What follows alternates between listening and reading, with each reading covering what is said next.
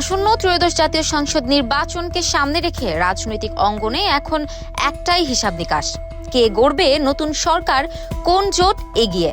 এমন প্রশ্নের মধ্যেই প্রকাশ পেয়েছে নতুন এক জনমত জরিপে উঠে এসেছে সম্ভাব্য আসন বণ্টন, ভোটারদের রাজনৈতিক পছন্দ এবং আগামী প্রধানমন্ত্রী নিয়ে জনগণের মতামত।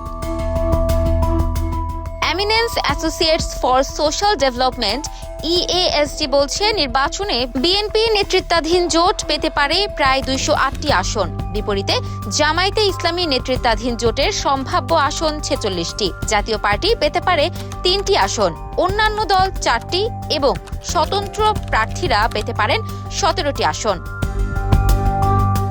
EASD এর জরিপে আছে হাড্ডাহাড্ডি লড়াইয়ের আভাসও।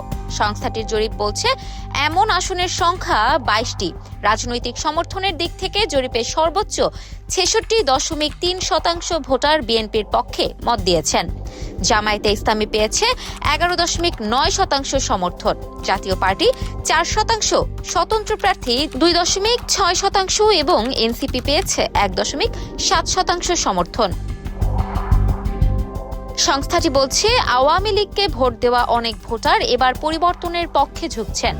তাদের মধ্যে 80% বিএনপি এবং 15% জামায়াতকে সমর্থনের কথা জানিয়েছেন।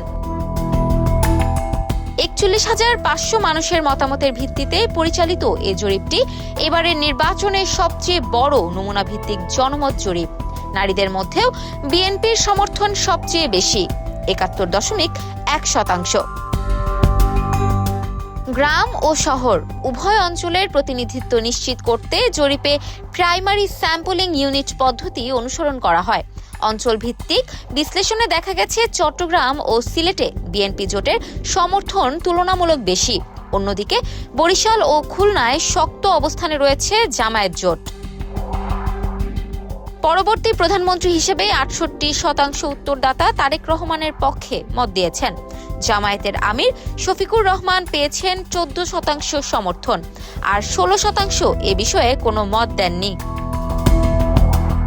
সব মিলিয়ে এই জরিপ দেশের রাজনৈতিক অঙ্গনে নতুন আলোচনা তৈরি করেছে। তবে শেষ সিদ্ধান্ত আসবে ভোটের দিন। ব্যালটের রায়েই নির্ধারিত হবে আগামী দিনের ক্ষমতার সমীকরণ। ইফফাত আরা আইরিন, ক্যাম্পাস টাইমস।